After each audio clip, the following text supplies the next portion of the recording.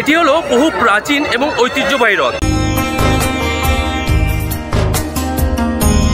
এই রকম ভিড় আগে কখনোই দেখিনি আমি। হাজার হাজার দর্শকের সমাগম, হাজার বললেও ভুল হবে, হয়তো লক্ষাধিক ছাড়িয়ে যাচ্ছে, কারণ এই রাস্তায় হাঁটা যাচ্ছে না, এত পরিমাণ ভিড় হয়েছে।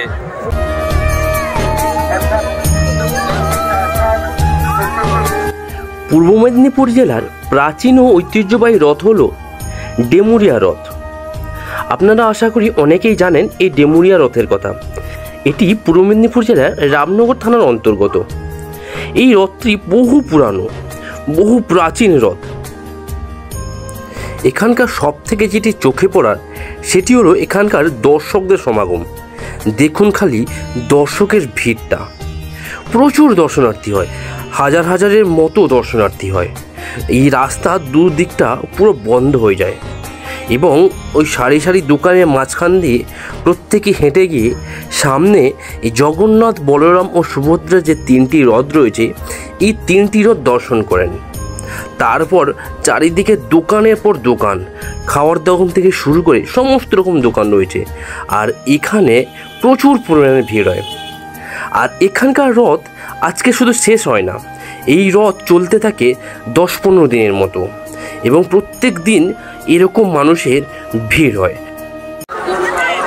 ডেমুরিয়া রথযাত্রা পরিচালন কমিটি, মৈতনা গ্রাম পঞ্চায়েত, রামনগর 2 নম্বর ব্লক প্রশাসন খুব সুষ্ঠুভাবে এখানকার মেলা পরিচালনা করেন। শুধু প্রশাসনই নয়, এখানকার পুজো কমিটি খুব সুন্দরভাবে আয়োজন করে মেলাটিকে পরিচালনা করে থাকেন। এই দেখুন আমাদের যে তিনটি রথ রয়েছে, এই রথের সামনে থেকে বাতাসা হুড়িল্লোড় হচ্ছে, প্রচুর বাতাসা ছোড়া হচ্ছে জনসাধারণের জন্য। জগন্নাথ, বলরাম এবং সুভদ্রা পাশাপাশি তিনটি রথ রয়েছে। আর এই মণ্ডপের দিকে আমি আস্তে আস্তে এগিয়ে আপনাদের ভালো করে এই তিন দেবতাকে দেখানোর চেষ্টা করছি।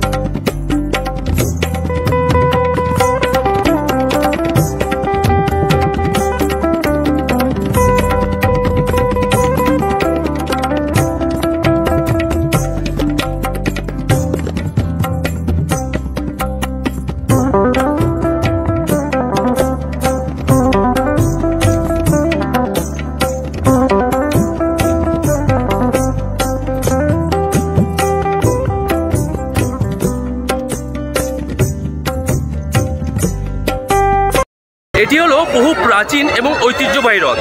এখানকার মধ্যে সবথেকে বড় রথ এখানে হয়ে থাকে। হাজার হাজার দর্শকের সমাগম, হাজার বললেও ভুল হবে, হয়তো লক্ষাধিক ছাড়িয়ে যাচ্ছে, কারণ এই রাস্তায় হাঁটা যাচ্ছে না, এত পরিমাণ ভিড় হয়েছে। আর বহু প্রাচীন এই রথের গরিমা অনেক অনেক।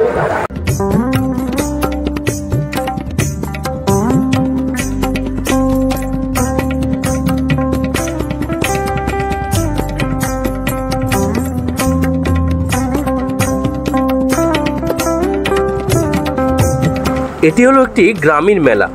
এই মেলা এখানে প্রায় 10-15 দিন ধরে চলে। প্রচুর পরিমাণে ভিড় হয়। আর রথের মেলা মানে বুঝতেই পারছেন, জিলিপি ছাড়া অসম্ভব। এই দেখুন এখানে কি সুন্দর জিলিপি ভাজা হচ্ছে।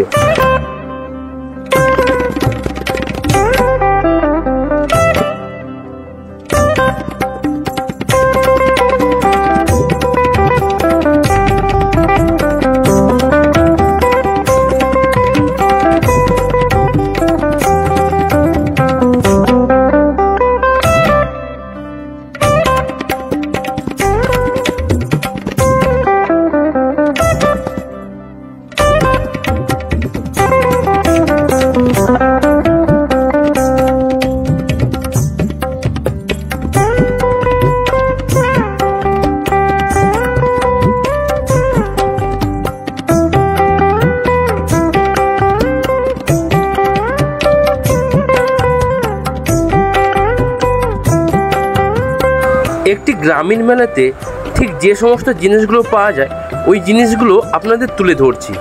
যে জিনিসগুলো খুব প্রচুর পরিমাণে বিক্রি হয়, এই যেমন কাঁচের কাপ প্লেট থেকে শুরু করে বিভিন্ন রকম ঘরের আসবাবপত্র এবং খেলনা সব কিছু পাওয়া যায়। সেগুলো আপনাদের একটা ছোট্ট ঝলক দেখাচ্ছি।